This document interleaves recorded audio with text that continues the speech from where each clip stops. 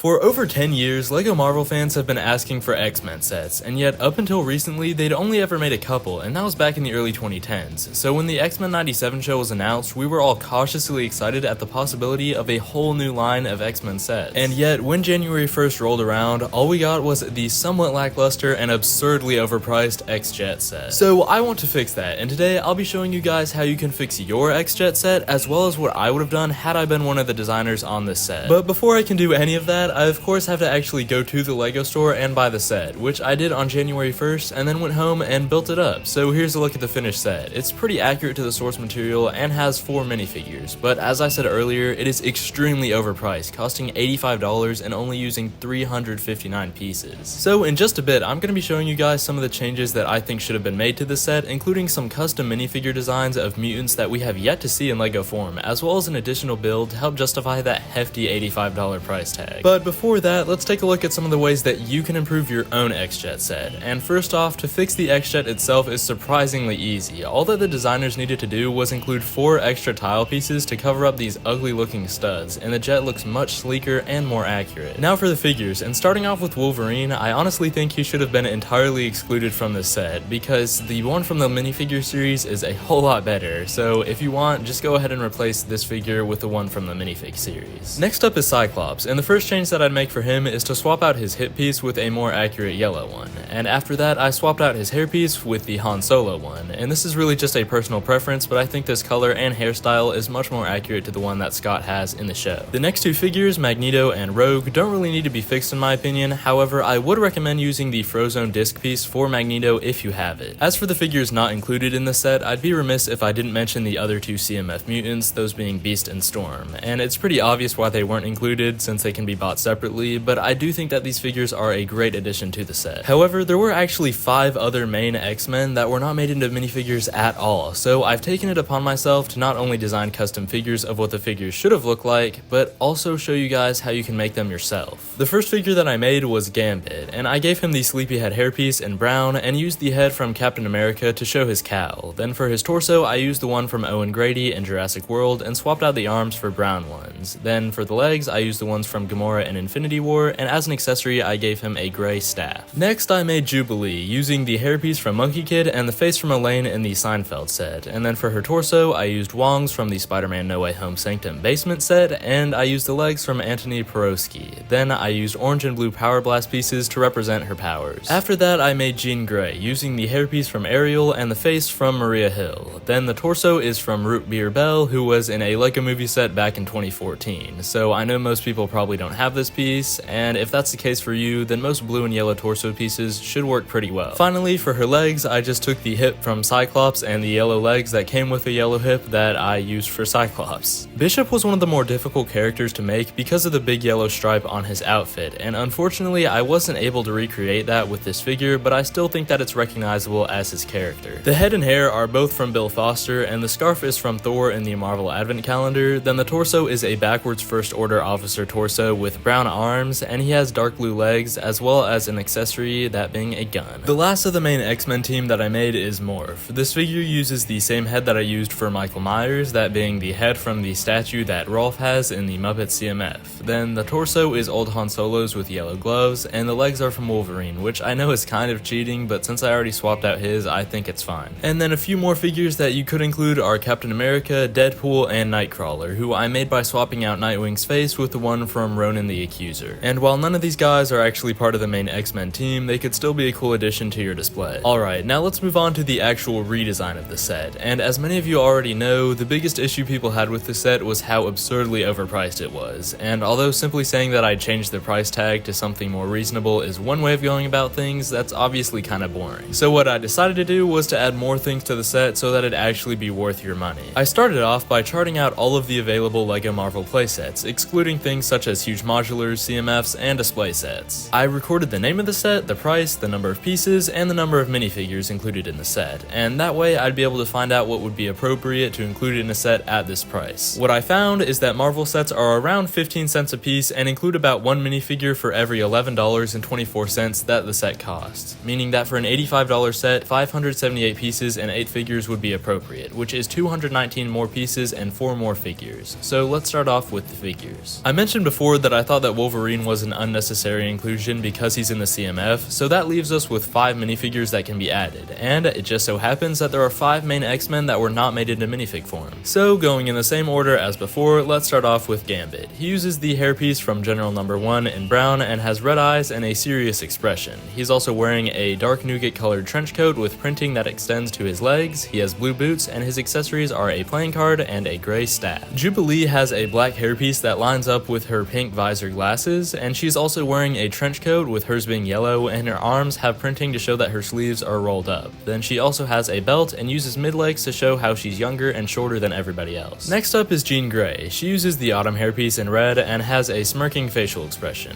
Her suit is pretty basic with a blue and yellow color scheme and an X-Men logo printed onto her belt, as well as dual molded arms. After that we have Bishop, and he was especially fun for me to design, part of that being because of the M that he has tattooed on his face, which I think ended up looking really cool. I was also now able to make the big yellow stripe on his left side that I mentioned before, which extends down to his legs, which are dual molded, and for his accessory I once again gave him a large gun. Rounding out the main team we have Morph. I gave Morph a white face with white eyes and a grinning expression. The torso is a brown jacket with an X-Men logo on the side, as well as an X-Men logo printed onto the belt. Now real quick, I also wanted to show y'all this figure of Nightcrawler that I made. He isn't actually a part of the set since that would be too many figures, but he's one of my favorite characters, so I wanted to show off this figure before moving on to the addition that I'd make to the build of the set. My idea for the build edition would be to add a Sentinel, as that seemed to be what basically everyone wanted, and it would be just the right amount of pieces. When deciding how I was going to design this build, I had several options. The first being to basically copy the one from 2014, but that's pretty lame, so I decided against it. Another idea I had was to base it off of these construction figures that LEGO's been making.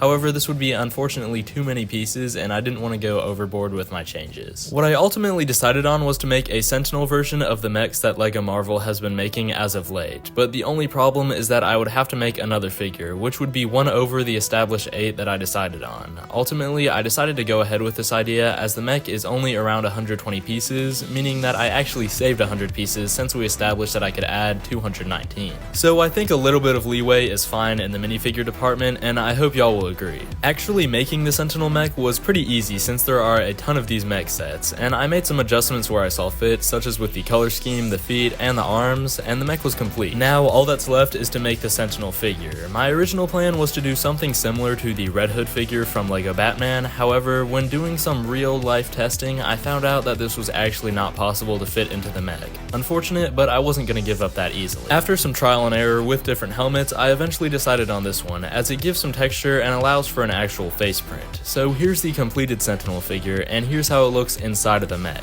To finish it off, here are some renders that I made of the Sentinel fighting off the X-Men. Let me know in the comments what you guys thought of these changes. I'm really hoping that LEGO makes some of these characters in the future because I would love more X-Men sets. But anyway, that's about all I have for you guys today. Have a great day and go build something awesome.